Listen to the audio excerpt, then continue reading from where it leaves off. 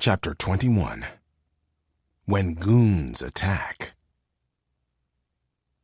Xxiii, carrying baby Araminta, John, walking with young James, and Rick picked their way in the dark along the small stream until it met the impressive Chop Tank River. John led them through the dark behind an oyster-shucking house, through a maze of giant piles of oyster shells, sneaking around them rather than taking the more populated walk along the wharf. Rick could smell the salty brine. There was a brisk breeze, but the stars were bright, and there wasn't a cloud in the sky that he could see. "We can watch from here," John said, crouching down. He glanced at Rick, sizing him up. "We're waiting for an oyster boat. It's small, but I pray we all fit." Rick knew who'd be left out if they didn't. "With this wind," Xxiii said, "we'll make good time, won't we?" "If it lasts." John, who worked as a ship's carpenter, held a finger to his lips as 3 hulking men came into view across the wharf. They wandered through the piles of shells as if they were looking for something. A moment later, as a small oyster boat under sail glided toward the dock, the 3 men split up and began to circle the area 20 yards away. John signaled to the crew in the boat, and one of them signaled back.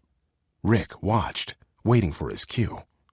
He smiled at James, who somehow understood the seriousness of all of this and was quiet. But the baby... Xxiii cradled the baby to her, but she began to fuss and cry. John's eyes widened in alarm. He turned his head toward the 3 men getting closer, and then he looked at Rick and Xxiii. They had to go. It was now or never. They'd have to risk being seen. "Be quick," he said. "You and the baby. Then James and I will follow. Rick, you come after me." Rick and Xxiii nodded. She gripped a small bag and the baby and ran to the boat. The men in the boat helped her in, and then John began to run with young James, and that's when one of the 3 enormous men saw the movement. "Stop!" the man hollered. "Who are you?" He came running, the other 2 on his heels. "Go!" Rick yelled. He got up, ready to run, but waiting, knowing he couldn't go until James and John were settled to make sure the boat didn't capsize. The wind gusted, taking James's blanket with it. "Hey!" James yelled. He turned to get it, pulling from his father's grasp just as they were about to step into the vessel. John, thrown off balance, nearly fell into the icy water and instead twisted and fell hard on his back on the edge of the boat, managing to roll into it rather than into the water. He cried out, clutching his back, and writhed in pain. He was completely unable to go after James. The slave hunters thundered toward the boat and the boy. "James!" Rick cried, his stomach lurching. He tore after him, scooped up the blanket and James in one smooth move, and then whirled around, 3 angry men bearing down on him. Xxiii screamed. Baby Araminta wailed. John gasped and groaned. The stranger piloting the boat whipped his head around and yelled, "Go!"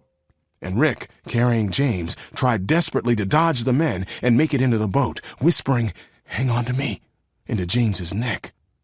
But despite Xxii's screams, the captain of the vessel pulled away for his own escape, and there was nowhere for Rick and James to go but into the frigid river or back into the woods. Chapter 22. The Journey Begins. "The good news," Gamaliel said as he, Dak, and Sera made their way toward the river, "is that I have transportation awaiting to cross me back over to the other side of the Chesapeake, for I traveled to Annapolis by buggy, then here by boat, and there is room enough on the cutter for all of us." "What's the bad news?" Sera asked, a hint of worry creeping into her voice, partly because she could hear a woman screaming in the distance, which seemed odd for such a small town. She couldn't help being on edge. Dak had been surprised that Sera had let Rick out of her sight once she'd found him, but he'd been quick to declare that she'd made the right decision. Dak figured that Rick knew what he was doing. Sera herself was less sure. "The bad news is that we must go by way of Annapolis, but we'll get that far tonight and take the buggy the rest of the way. We'll reach Baltimore in the morning." "That's not so bad," Sera said. "There's even worse news, though," Dak said, turning and glancing over his shoulder. "I just saw our non-friend, Mrs. Beeson, in front of the hotel, and I'm guessing she saw us too because now we're being followed." Gammy, do you know those two guys?" Gamaliel looked over his shoulder and then began to walk faster. "Not by name," he said in a grim voice. "Time wardens working as slave traders. They're not fond of me or my newspaper. I thought I'd managed to lose them on this trip." He waved to catch the attention of someone by the river. The three hurried to the wharf, Gamaliel directing Dak and Sera to a pilot cutter. "No time to waste now," Gamaliel said under his breath. He held out his hand to Sera, who didn't really need help climbing aboard, but thought it would be impolite to say so, and then Dak, who ignored the hand and jumped in on his own. They were getting to be decent sailors themselves by now. Gamaliel climbed aboard after them. "Go below and stay out of sight," he said to Dak and Sera. "I think we lost them, but best we take precautions." He strode across the deck to speak to the captain. From their hiding place in the little cabin that led below, Dak and Sera could hear various scuffles and shouting from around the wharf, which seemed to be quite natural as far as wharves go at night, but they still strained to scan the area for the time wardens. It was too dark to see much. The only lights were those of oil lamps on the boats and the stars above. "I wish it was light out," Dak said. He watched the sailors go to work and started explaining to Sera everything he knew about piloting vessels and how their job was to help guide the bigger ships into port. A pilot cutter was kind of like a tugboat, but about 1,000,000,000,000 times cooler because it had a mast and could go super fast. Sera nodded now and then, not all that interested. She got up and stood in the doorway of the little cabin as the cutter headed down the river toward the Chesapeake Bay. "There it is," she said. "The Big Dipper, pointing out the North Star. We're following it.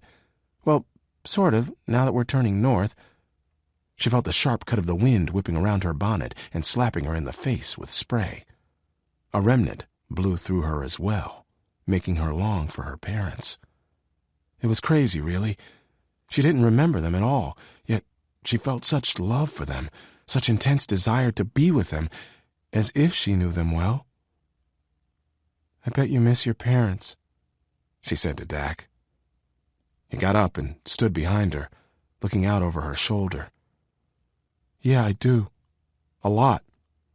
I know I make a lot of stupid jokes, but the truth is, I can't stop worrying about them." He took a deep breath and blew it out. "I've been on this very same body of water before with them," he said. "We stayed here on vacation once when we went to Washington, D.C., to see the War of 1812 memorial. We went sailing. It was the best time." He stopped abruptly and didn't continue. He slipped his hand into his pocket and fingered the iron key his mother had slipped to him when he'd seen his parents for a moment in 9/11. Sera grimaced. "We'll see them again. We'll figure it out. We have to. At least they're alive." Sera put on a brave smile. "Right. Exactly. At least you know that much." She swallowed hard and told herself her watery eyes were from the wind. "I sure hope Rick's okay," Dak said. "He's not going to be safe anywhere during this entire break. At least when I was on the Viking ship, I didn't look like a slave." He drew the heel of his boot along the crack in the planked flooring. "This whole time period really stinks, you know? I just never thought about it like this before. I wish we could fix it all." He held up his hand before Sera could butt in. I know. We can't. We can only, remove the boulder in the river so the stream flows the way it's supposed to, or whatever mumbo-jumbo poetry you turned the explanation into the other day." "For the love of mincemeat," Sera muttered. "You know how to ruin a moment, don't you?" She ventured out of the cabin and peered around at the sailors working all around. "I think it's probably safe to wander," she said. "Nobody's going to stow away now." Just then, a beeping sound came from one of Dak's pockets. "Is that the square?" asked Sera.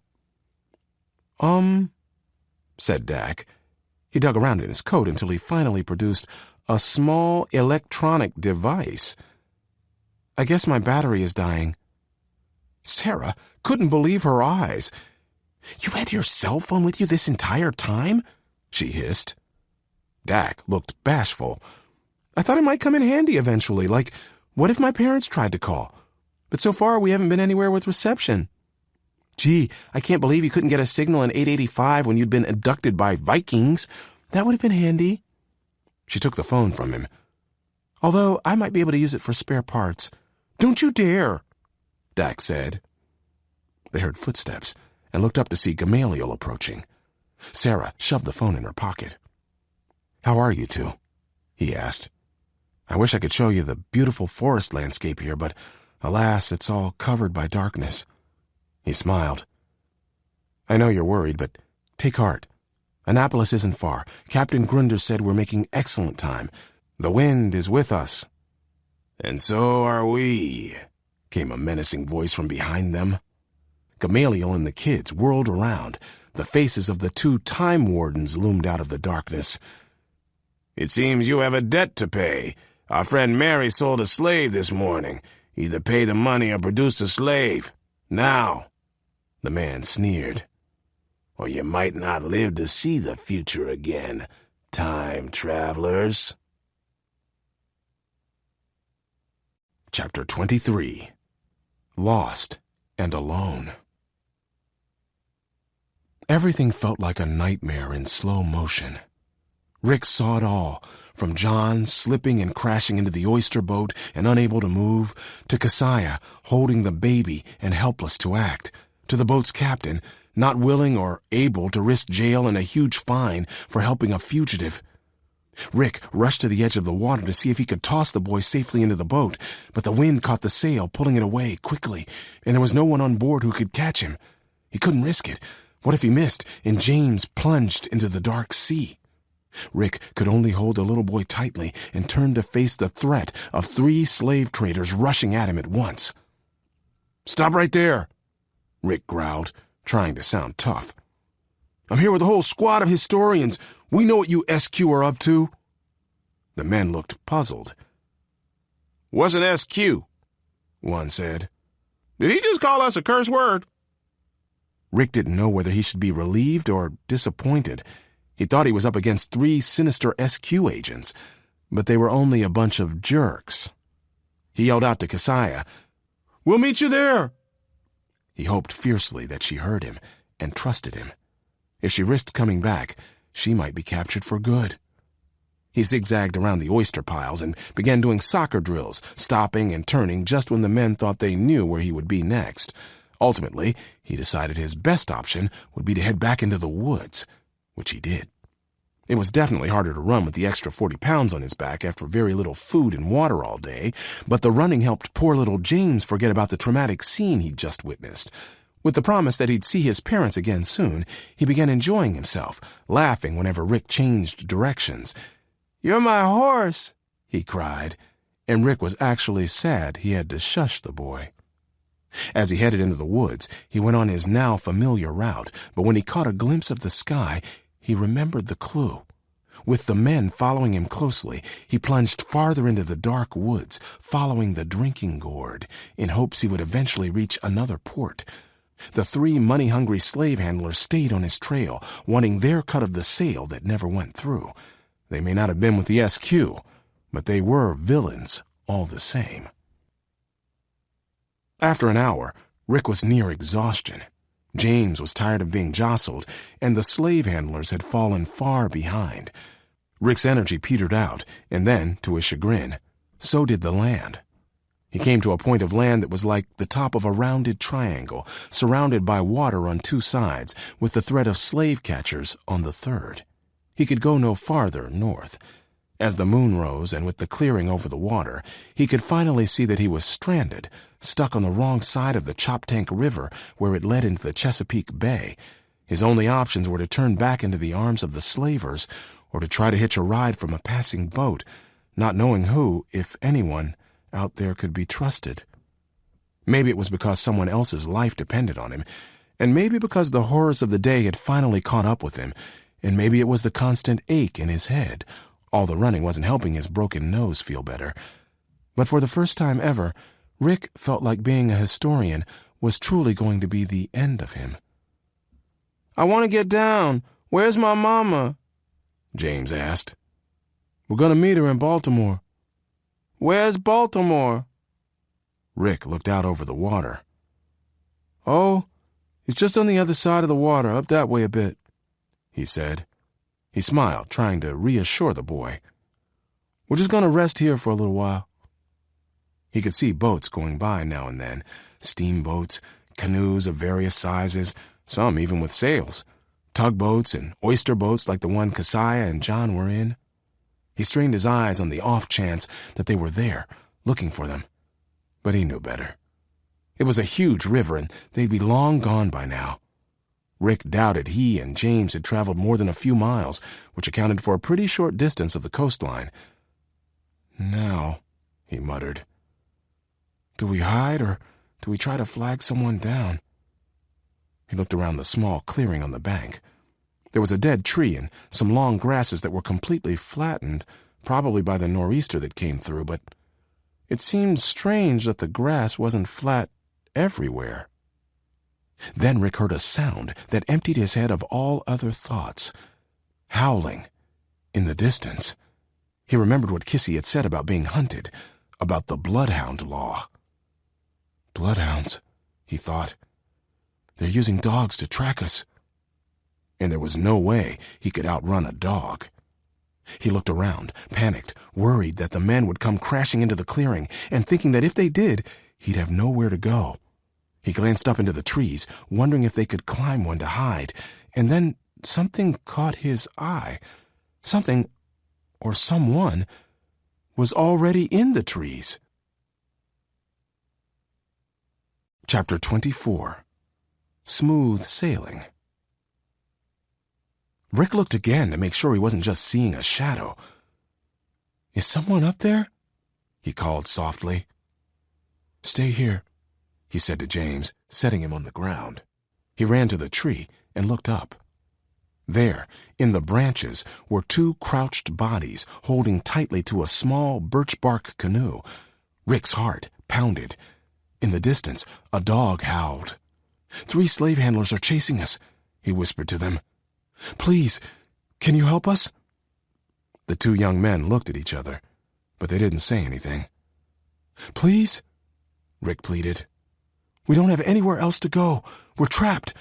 I can give you—" He looked around, realizing that even though he had a little money in his wallet, they might question a $5 bill with a picture of George McClellan on it many years before the man became president. "I'll give you my coat," he said. "Please?" The 2 spoke in soft tones for a moment, and then one hopped to the ground. The other balanced the canoe on a branch, and then slowly pushed it so that it tipped down.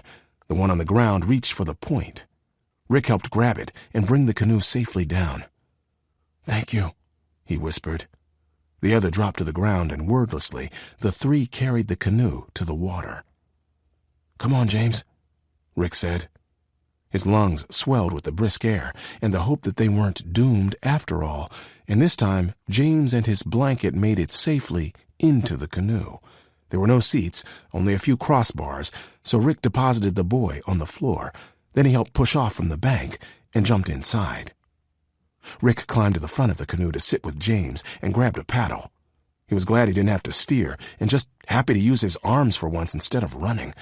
The water parted before them. Within minutes, the peaceful waves lulled young James to sleep. When they were out in the open water with no one nearby, Rick shifted, easing his body around to face the others without tipping them, and began rowing backward now. "Thank you," he said quietly to the 2, knowing his voice would travel over the water. "I'm Rick. This is James." He set his paddle down and started taking off his coat, as promised. "It's all right. Keep it. You're going to need that," said the young man in the middle. His voice was suspiciously high-pitched. Rick raised an eyebrow, and the young man in the middle took off his hat, revealing that he was actually a she. "My name is Anna. This is my husband, Ben." She shifted her position. "We left from Norfolk but had to stop and take shelter when the nor'easter hit. It was too much for this little thing. We were stuck up in that tree for 2 days. Once the weather cleared this morning, we've been waiting for dark. We were just about to set off again when we heard you all crashing through the woods like a herd of cows." Rick smiled. "I was getting pretty tired by the end. Thank you again for allowing us to join you. I don't know what we would have done. Where are you headed?" The woman glanced back at her husband, and he shrugged. "North," he said. "But the canoe only takes us to the port where the tall houses meet the water. When we get there, we have to leave it at the wharf with a schooner called Chariot. The word looks like this." Ben put his paddle down and pulled something from his pocket. He held out a wrinkled piece of paper with the word spelled out. "The captain will deliver the canoe back to Norfolk for the next folks. He's a good man." "Clearly," Rick said, awe in his voice. "Our friends turned back because of the storm, or there'd be no room for you," Anna said. Rick nodded. "I'm feeling very lucky right about now," he said. "We're not there yet," Ben said. They paddled in silence through the night, the moon lighting their way. Once they had the west bank of the Chesapeake Bay in view, they traveled north, following the star, on the lookout for a large, deep-water naval port where the 3- and 4-story houses sprang up from the water. As Rick's anxiety quelled and the rhythmic paddling calmed his mind, he looked down at James, who was curled in a ball at his feet. "Poor Xxiii," he thought.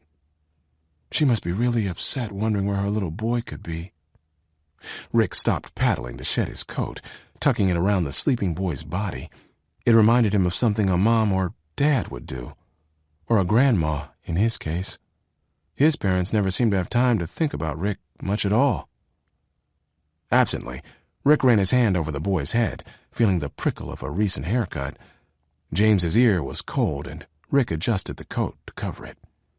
He found himself wondering if he'd ever find Xxiii, and if he didn't, or if something unthinkable happened to her. "We'll find you, Mom," Rick said softly, and then he looked up, embarrassed. But the married couple hadn't heard. They continued rowing, tirelessly. Rick returned his paddle to the water as emotions tugged at him from all directions, threatening to strangle him. Because here he was, a historian above all else, just like his parents, noble, brave, always fighting and sacrificing to do what was best for the historian quest. It was the only thing Rick knew how to do. It was in his blood. It was his destiny. Yet right here, in front of him, in a little heap at his feet, was one individual, one helpless child whose life depended on Rick. Rick didn't know what dangers and challenges awaited him in the hours and days ahead as he worked to fix this break. But suddenly, it felt like it didn't matter as much. Because here was this boy who desperately needed Rick. And on the other side of the water was a mother who was counting on him. Rick's objective had shifted. And while there was still no doubt he would sacrifice himself for the historians, he knew that he would not, could not, sacrifice this boy's safety for the good of the world. He frowned at the water. Had his parents ever made a choice like this? It was nearly dawn when they found the port exactly as described. "Annapolis Harbor," Rick said. "The capital." His hands were cold and his body ached. They glided through the marina, looking for the Chariot, making sure the coast was clear. When they located the schooner and all seemed well, they drew up alongside the dock. Rick climbed out, slipped on his coat, and lifted the sleeping James from the canoe. He held the boy close, wrapping the jacket around him. Ben and Anna got out too, and pulled the craft out of the water, leaving it on the dock next to the larger vessel. With a handshake all around, they decided to go their separate ways, knowing that traveling together would only arouse more suspicion. But everyone hoped the cover of a larger city with a larger population of free blacks would allow them to blend in. As Ben and Anna turned to go, Rick hesitated and then stopped them. "By the way," he said, "there's been some trouble in the safe houses. I was captured from one by someone posing as a Quaker." He looked at the ground, not wanting to give himself away, but wanting to protect his new friends. "If you can avoid the safe houses, you should." Anna looked grateful. "Thank you," she said. Ben smiled. "It is a sad thing, not knowing who to trust. But I'm glad we trusted you. You have made our burden somewhat lighter this night." "I feel the same way. Trust me on that, too." Rick pressed his lips together, gave them a firm nod and a final thank you, and turned with James to walk along the river, leaving the couple in the shadow of the chariot. Rick grew fearful that if he didn't get some sleep and some food soon, he might collapse. Had it really been less than 24 hours since he ate fish and cornbread at the plantation? He carried the boy along the Severn River, past the naval shipyard, to a road called King George Street that bridged the river. A sign pointed out the most amazing news of the mission so far for Rick. Baltimore, 25 miles. 25 miles, he mused. In the 21st century, it would take a half hour. Now, it might take all day if he had to walk. Not fast enough, he said under his breath. We need to get there before something happens to your mama. James was still asleep, so he didn't answer. Rick shivered in the cold and decided the only way to wake up was to keep walking. Nobody was about to offer them a ride. He thought about hiking through the woods, but he'd had enough of that in the dark. His body had been poked and scratched by enough sticks already. His feet were sore and he could feel blisters forming. He wasn't going to go off-road until it was totally necessary. Maybe he wasn't thinking right because of lack of food and sleep, but he was about at the end of his wits. He started to jog and tried to look at the bright side. At least carrying a 40-pound kid around would add some muscle to Rick's body. He should be in pretty great shape by the time they all returned home. Assuming, of course, he still had a home once they got through this. He cradled James's head on his shoulder and kept jogging toward Baltimore. They'd gone a short distance when they came upon a stagecoach in front of a building. Rick's curiosity was piqued when he saw the side of the wagon. U.S. Mail, it said. He stopped, stepping off to the side of the road and into the shadows of the trees, and watched as a man came out rolling a wooden cart that held a stack of crates. He loaded them into the wagon. When he returned the wooden cart to the building, Rick heard the man shout his thanks to the ones working inside. "Baltimore, back by noon. Have the next load waiting," he said. He walked back to the stagecoach, and as soon as he was out of sight, Rick made his move. He snuck up to the back of the wagon, set James inside. Then, as the horses began to move, he climbed aboard and hid. Within 5 minutes, he had fallen fast asleep. Chapter 25. A Juggling Match.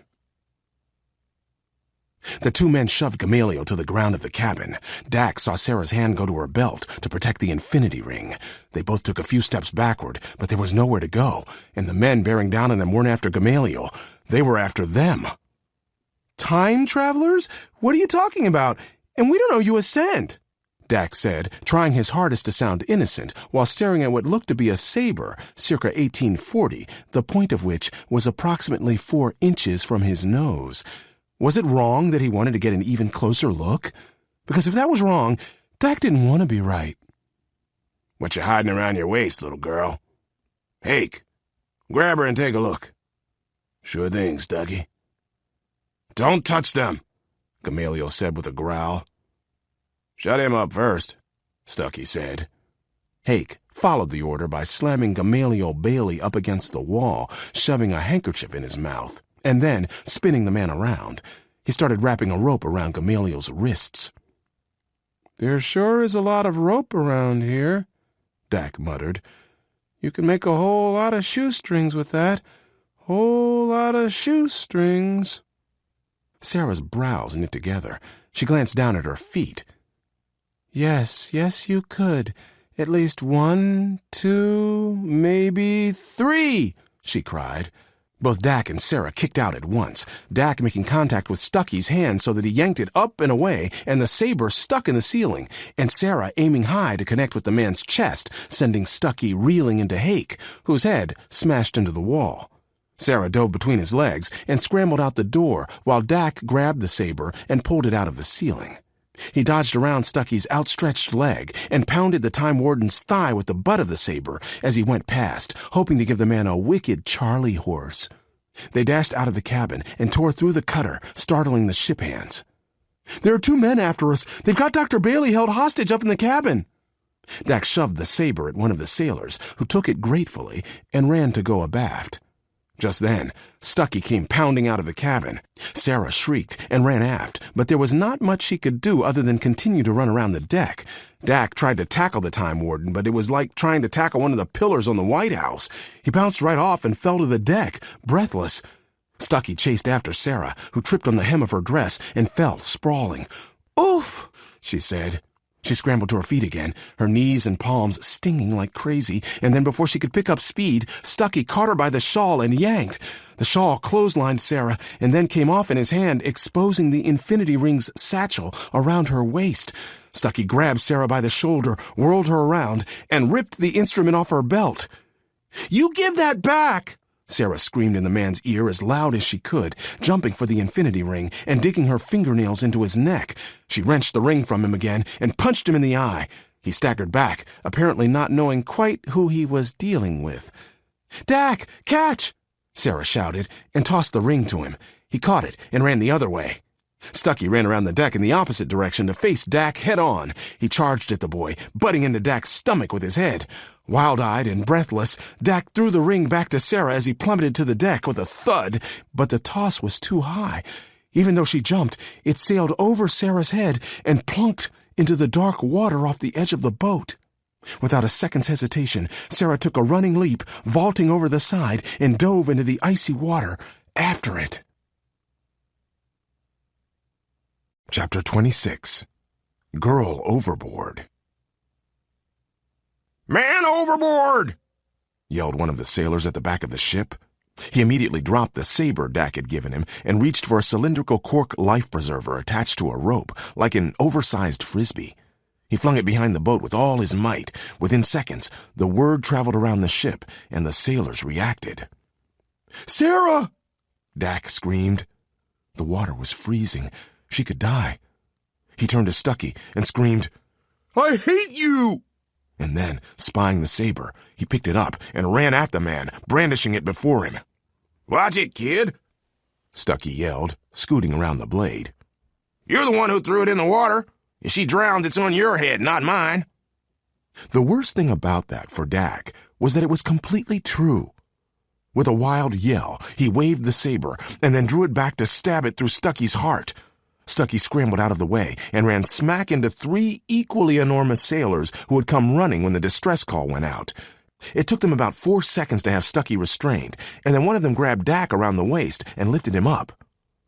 "Let's not have anybody lose any body parts just yet," the sailor said. "We'll focus on your friend first, and we'll deal with him later."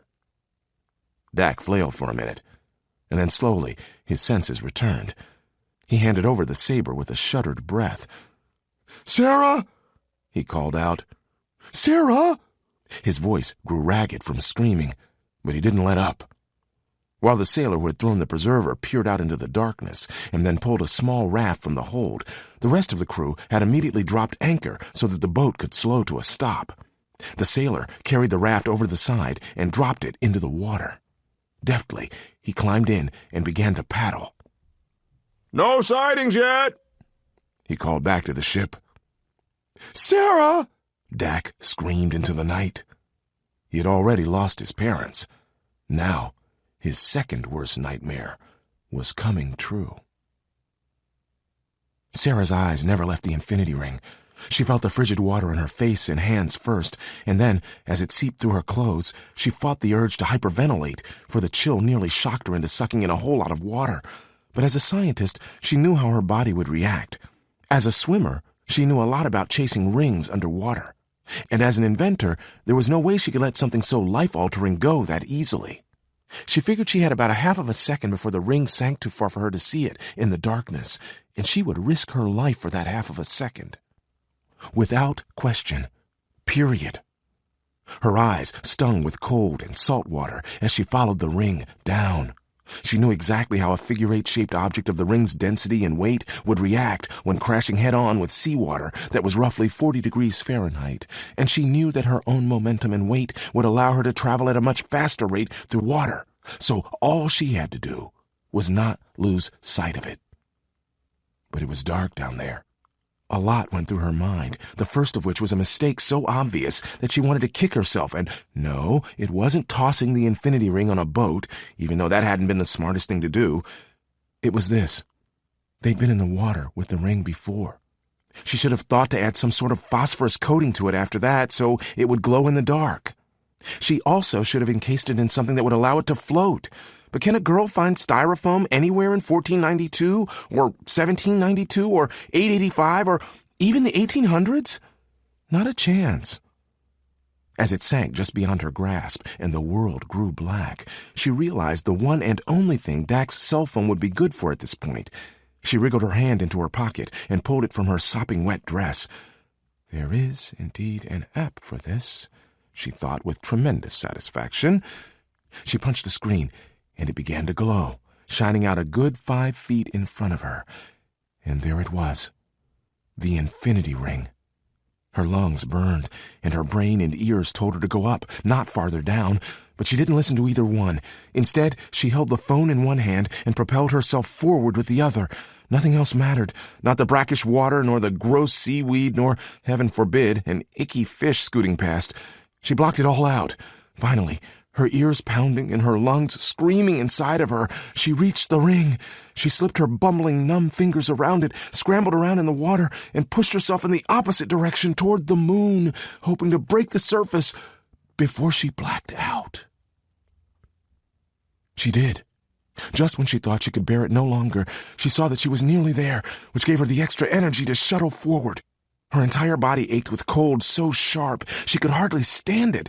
She gasped when she broke through the surface, taking the pressure off her lungs, drawing in precious, freezing cold air over and over. And then she flipped to her back, chest heaving. The Quaker clothing was weighing her down, the boots too, making her feel like her feet were made of cement blocks. She got her breath back, and then she attempted to look around to see if there was anyone nearby who could help her, or if she'd just freeze to death anyway. After all of that effort? Her mind grew fuzzy with the pain of the cold water wrapped around her. The cell phone, now useless, dark and waterlogged, drifted from Sera's grasp and sank. She struggled with fiercely shaking fingers to shove her hand through one of the circles of the infinity ring as far as she could, trying to get it on her wrist so that when her dead body washed ashore all puffy and bloated, the ring would be there for Dak so he could get home. She turned her head to look around, knowing that if she could keep her wooden legs moving, she could keep floating for a while. She saw the cutter in the distance, and when she raised her head out of the water, she could hear them yelling. "That's good," she told herself through chattering teeth.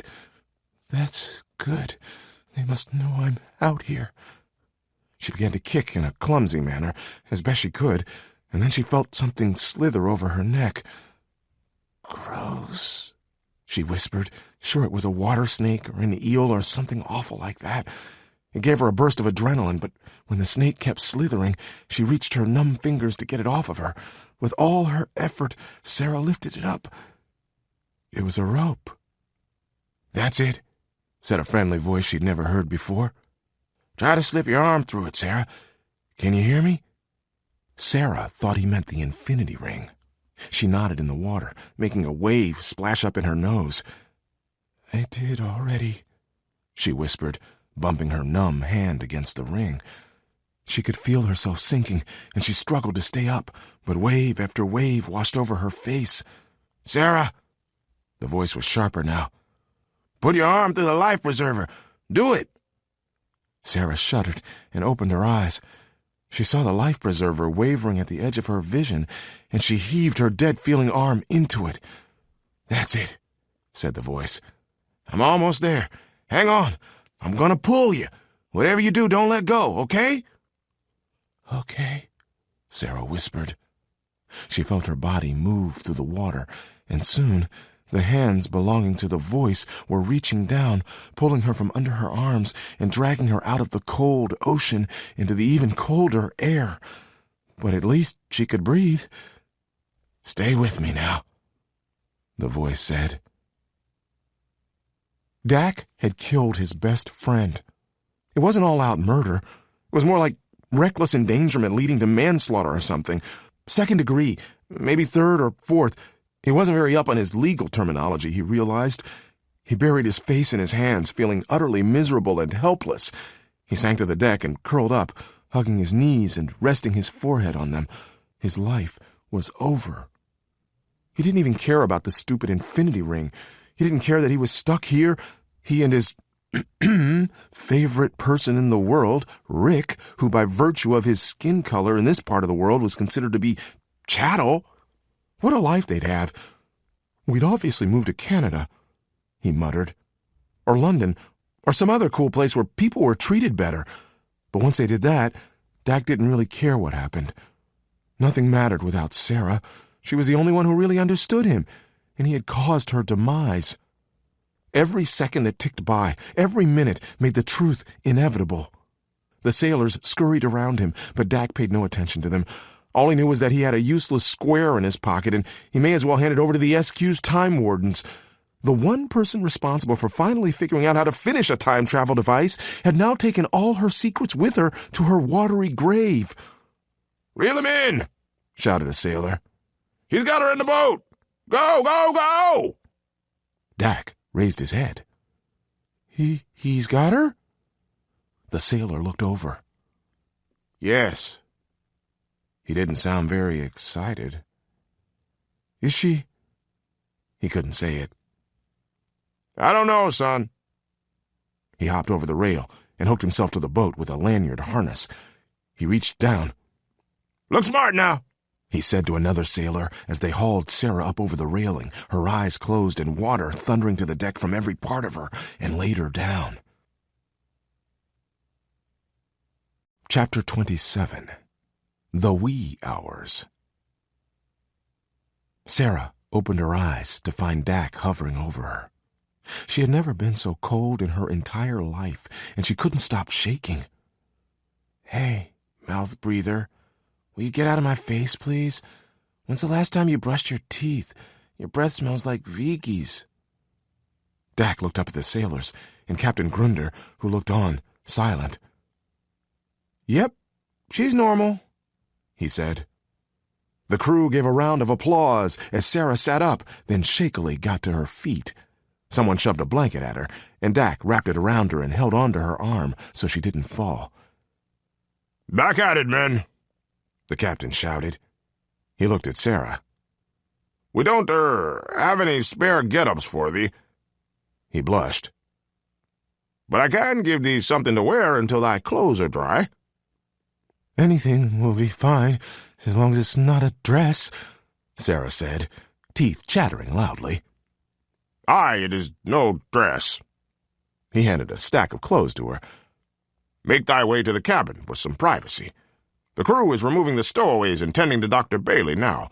They're stuffing the wood stove full for thee." The kind-hearted captain blushed again and departed. "We'll be at the harbor in no time." Sera grabbed onto Dak, and they hurried to the cabin, walking by two sailors with Hake. Sera glared at him as she passed.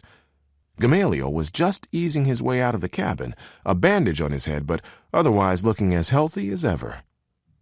"Sera!" he exclaimed. "I'm so relieved to see you're all right, and so sorry I wasn't of more help. I feel terrible about that." "Don't worry. Everything's fine." "And the device?" Sera pulled her sleeve up and showed him. "Hopefully I can get it back off my wrist again." Dak let out a sigh of relief. He hadn't dared to ask. Gamaliel and Dak stepped out of the cabin so Sera could change. She stuck her boots by the stove, put on the captain's breeches and shirt, fairly swimming in them, and rolled over the waistband, tying a rope around the waist to keep the pants up. Then she added thick, itchy wool socks and put her dry shawl back on over her shirt. She huddled by the stove. "You can come back in now," she called. Carefully, she worked the infinity ring off her wrist and with relief hid it in the draping shirt. Dak took one look at her and burst out laughing. "You look funny," he said. "Ow!" He grabbed his stomach, sore from where the time warden had plowed into him. "Dak." "No, wait. Oh, my henna, get this." He framed his hands so they made a marquee. "Did you realize you're wearing, drumroll please, Captain Grunder's pants? Get it? That one book from 3rd grade? Captain Grunder pants, remember?" Sera glared at him. "No." It was about those two guys who make a superhero. For the love of mincemeat, how close to drowning does a girl have to come to get some peace? Sera said. Dax snorted and tried very hard to be quiet. It didn't last long. I'm sorry, he said, choking back a laugh. Captain Grinder, his pants. Oh, man. He had to leave the room, very, very suddenly. Sera stared at the source of heat. Her teeth still chattered, and she knew they probably would for a while, but that was a good thing. It would be a bad sign if she got so cold her teeth stopped chattering, so she knew she'd be fine. But almost losing the infinity ring really made her think about things. Maybe she could shackle it to herself. No, that wasn't even a little bit funny to imagine after the shackles she'd seen lately. She'd just have to keep using the satchel, sopping wet though it was. A few minutes later, there was a knock at the door.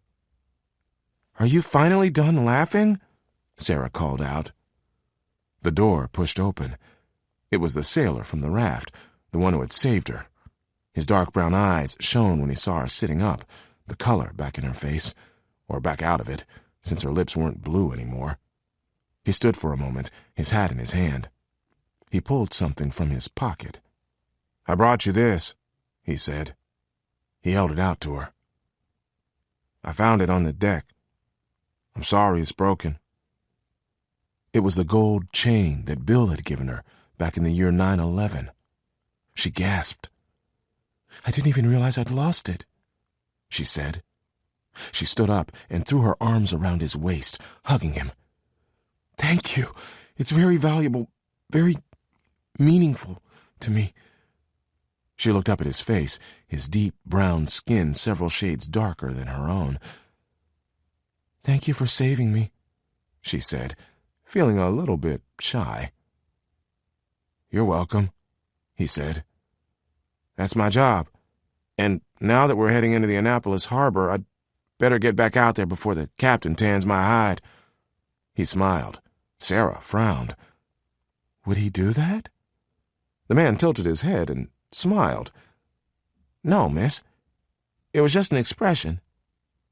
Forgive my asking, but are you all free? Sera asked, hoping it was not impolite, but she was suddenly very curious what kind of man's pants she was wearing, and if they were those of a slave owner. We're all free, yes, miss. Got our papers to prove it. He reached for his pocket. Oh, no need for that. She waved off his efforts. I was just wondering what kind of man Captain Grinder is. The sailor smiled and reached for the door. He's one of the good ones. With a wink, he swung open the door and went back out. And so are you, sir, Sera said to the closed door, holding up a chain of gold that last week had been new, but today was nearly 1,000 years old. Chapter 28. Good Morning, Baltimore. Luckily, James woke up when the U.S. mail stagecoach stopped. He shook Rick awake. I'm so hungry, the boy whined, gripping his stomach. Rick, forgetting not only where he was, but also what year he was in, took a moment to get his bearings. Then he realized they weren't moving. He sat up and shook his fuzzy brain. Okay, buddy, he said. Shh, now. I'll find you something to eat, but we gotta be quiet. I don't want to be quiet. Where's my mama? We're gonna see her right now. Rick peered out the back of the wagon and then hopped out. Come on, he whispered. James stopped fussing and climbed out, jumping to the ground. Follow me, Rick said. He snuck around to the road's edge and began walking uphill like he had a purpose, even though he'd completely lost his bearings. A stray chicken clucked at him from the side of the road. Rick glanced around and then lunged at it. It jumped and skittered around him. Rick tried again, this time managing to scoop it up so it would look like he was delivering something. The chicken flapped and squawked, and Rick almost dropped it, but then it settled down. Rick carried it like a football. His heart pounded. There were white people and black people moving about in buggies and on foot. "Are you still behind me?" he said once, his eyes never leaving the road, constantly scanning the area for anyone who looked like they'd be dangerous or threatening. "Yes, sir," James said. He kicked a stone, and it hit Rick in the leg. "Good job," Rick said. "You're doing great, buddy. Don't kick any more stones, though, please." He wished the chicken would lay an egg so he could eat it. His stomach twisted with hunger. When they reached a cross street, Rick saw a black boy about his age. "Where's Federal Hill?" he asked in a low voice. The boy looked at Rick. "You're standing on it," he said. "And the lookout spot is?" The boy pointed up to the top of the hill. Rick scanned the horizon and saw his destination. His heart surged.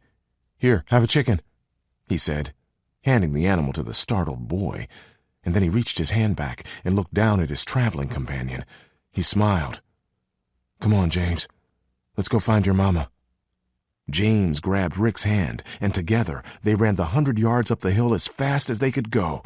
As they approached the observatory, young James broke from Rick's grasp and sprinted ahead. If there had been a war, Gamaliel Bailey, Dak, and Sera would have fit right in with those who returned injured. Gamaliel with his bandaged head sat beside the two kids, one who was dressed like a sailor but carried dripping Quaker woman's garb, and the other who was curled up after being socked in the gut by a thug. They were a sight to behold. After they'd said their goodbyes to the crew of the cutter, Gamaliel had guided them to the stables where his horse and buggy waited. They had all climbed in, and with a soft-spoken command, they were off at a brisk pace to Baltimore. After a time, Gamaliel nudged Dak. "We're nearly there," he said. As the buggy began its journey up the hill, the weak December sun shone through the clouds, and the air was not quite as brisk as it had been. Sera stretched and re-rolled her pant legs, tucking them inside her boots so she didn't trip once they were ready to get out of the buggy. She pulled the shawl close around her shoulders, knowing she looked like a total weirdo, but she didn't care. In fact, nothing that had happened to her was on her mind now. She was focused on Rick, hoping nothing bad had happened to him. It would be so typical for something else to go wrong right about now.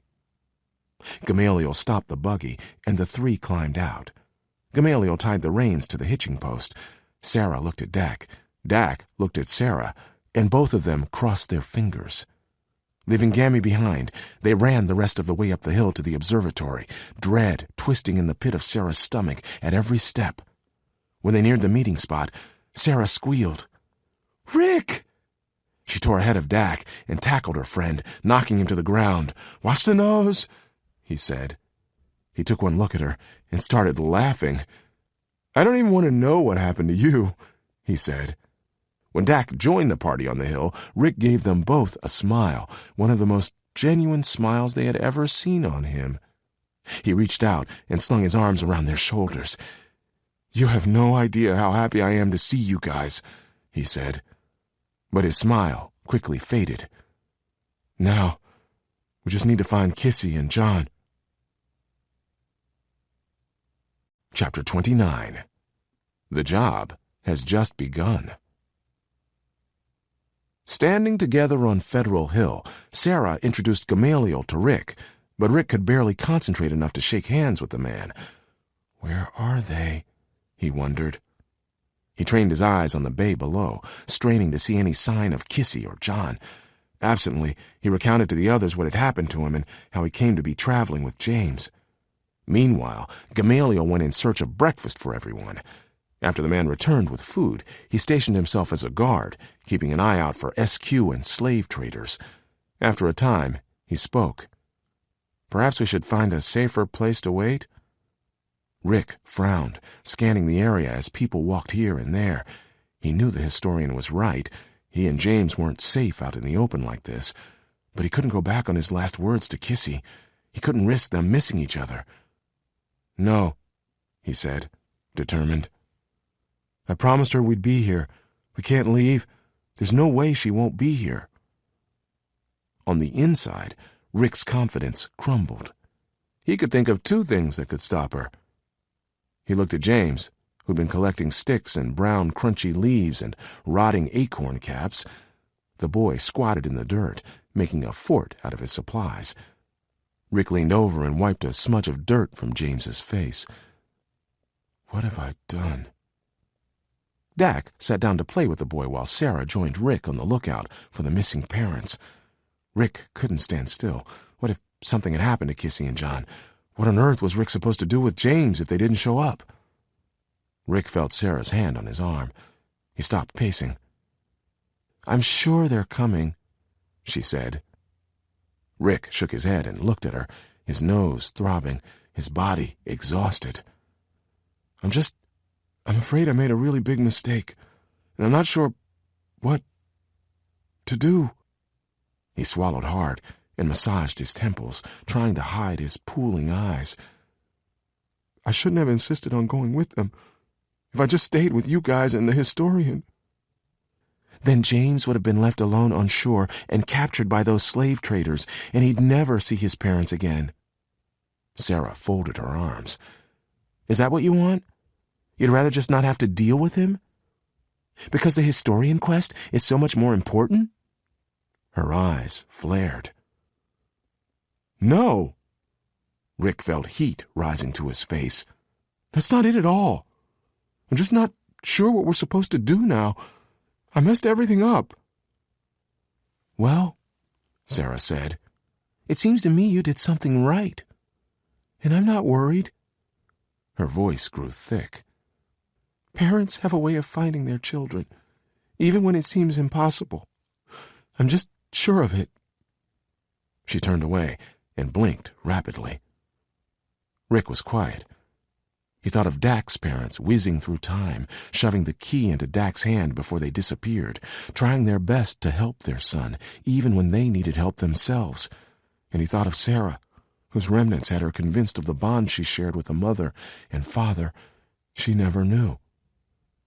And then he thought of his parents. After a moment, he scraped the ground with his shoe. "Yeah," he said. "Maybe." "She'll be here," Sera said again. "If she doesn't come, then there's no hope for any of us." "You don't know how right you are," Rick thought. A short while later, a timid-looking woman with dark brown skin approached. She looked at James and then turned to Rick. "May we help you?" Rick asked. He felt a surge of hope. Maybe this woman knew where Kissy was. "I'm looking for Rick." "That's me." She pointed at the boy. "That James?" "Maybe. Why?" "Xxiii sent me to give you a message," the woman said. Rick's eyes widened. "What is it?" "I'm to tell you she's found Aunt Harriet and wishes you to meet her in Wilmington. She has sent a wagon to collect you." The woman looked up. "Come with me. I'll take you there." "Is she okay?" Sera asked. "Is everything all right?" "She's fine," the woman said. "She said not to worry, just come." "Where in Wilmington?" Dak asked, eyes narrowed. The woman rattled off the response as if she'd been expecting the question. "The home of Aunt Harriet's Quaker friend, Thomas Garrett." Gamaliel harumphed, catching Rick's attention. The man's brow was furrowed, and he shifted uneasily. Rick caught his eye, and the two exchanged a look before Rick turned back to the woman. "Xxiii said that?" "Yes." "And she's with Aunt Harriet?" "Yes," she said with a huff. "Now, if you'll please follow me." "It will be our pleasure," said Gamaliel. The woman shook her head. "Just the two. James and Rick, they're all I'm supposed to collect," she said, looking at the Latina and the Caucasian of the group, and eyeing Gamaliel suspiciously. "Oh," Dak said. "We're all family. Aunt Harriet won't mind." The woman looked confused, but said nothing. "I'm not sure they're expecting so many. For dinner? We don't eat much, Sera said. The woman knew when she was beat. She turned to walk down the hill, glancing behind her to check that the group was following. Rick had an idea. He let Gamaliel round up James and walk ahead with the woman, while he fell back into step with Dak and Sera. In a low voice, he began speaking in Tlingit. Immediately, Dak and Sera's earpieces, which they hadn't used at all in this era, clicked into the language and translated. Something isn't right, you two. Kissy calls her aunt Minty, not Harriet, and I don't believe for a second that she'd go on ahead to Wilmington without James. You think she's in trouble? Asked Dak. His translator toothcap did its job translating the words to Tlingit. Rick nodded. Someone must have captured Kissy and John and discovered they were headed here. Now they're after James and me so they can sell us all over again. Too bad they didn't count on us, Sera said. Exactly, Rick said. I say we pretend like we buy her story, and when we get there, we'll barge in and throw a wrench in their operation. With any luck, we'll catch an SQ agent and be able to learn something about their larger plan. It can be our first step in getting the Underground Railroad back on its tracks before it derails for good. Great plan, Sera said. Agreed, said Dak. The three shared a grin. It was good to be back together, at last. Chapter 30. Onward and Upward. The trip to Wilmington would take most of the day. On the way, James took an immediate liking to their escort and began talking to her nonstop, now that he was finally allowed to talk as much and as loudly as he wanted. Meanwhile, Sera, Dak, and Rick found a spot in the wagon as far away as possible, and they continued their quiet conversation in Tlingit. I spoke with Gammy. He says Thomas Garrett really does live in Wilmington. He's legit, Sera reported. Does he know what Mr. Garrett looks like? Dak asked. Totally. Rock on, so we'll know right away if we're dealing with a phony. I'd sure hate to tackle the wrong guy. Well, the real Mr. Garrett sounds amazing, Sera said with a wide grin. He has this huge house, and he gets into trouble all the time for hiding slaves there. In court, he said something like, you can put me in jail and take all my money, but I'm still going to keep helping people who need help. He's had to pay a pants-load of fines, and he just keeps going, or at least he did, Sera said, and she turned serious again. He's one of the historians that nobody's heard from in days. That is so not cool, said Rick. But you know what definitely is cool? Sera asked. It's so amazing that you found your family, Rick, and got to spend some time with them. She looked at her hands. I guess I'm a little jealous. Rick flashed a small smile and let out a sigh. Don't be. He felt a pain in his heart, and for the briefest of moments, he longed to share his personal fears with the other two, but he couldn't. And soon the moment passed, which was for the best. He didn't want anyone trying to talk him out of doing the right thing. Not feeling like talking much anymore, he lay down on his side and closed his eyes. We should all get some sleep while we have the chance. When they arrived, it was early evening. The time travelers got out of the wagon, and James jumped and ran around outside in the open air, entirely fed up with being forced into so many tight places for the past 2 days. Rick marveled at the boy's energy. Finally, they all approached the stately home of Thomas Garrett. When they knocked on the door, they were met by a tall, pale woman. Her hair was flaming red, and her lips the color of an oil slick. Rick sucked in a breath. Welcome, she said, sounding totally unwelcoming. I am Ilsa. Her voice was colder than the Chesapeake Bay. As she ushered them inside and dismissed the woman who'd led them from Federal Hill, Rick spoke under his breath to Sera and Dak, and since all the Tlingit tongue-clicking was getting old, this time he spoke in Russian. She's the spitting image of Tilda, the lady in red. The one who wants to take over the SQ? Sera said. But how'd she get here without a... Shh, Rick said. I don't think it is her. She just looks like her. Is it too late to change our minds about this? Dak whispered. The red-haired woman folded her arms and leaned toward the three. Yes, she said in perfect Russian. As a matter of fact, it is too late. She switched back to English. Gentlemen, she called out. Rick heard the door close behind him. Yes, ma'am, rang out a choir of voices. It appears your hunches were correct. She looked at Gamaliel. And you've also managed to bring me the next historian on my list. How convenient. Slowly, they all turned around to find Hake, Stucky, and several other SQ agents circling them like a pack of starving wolves.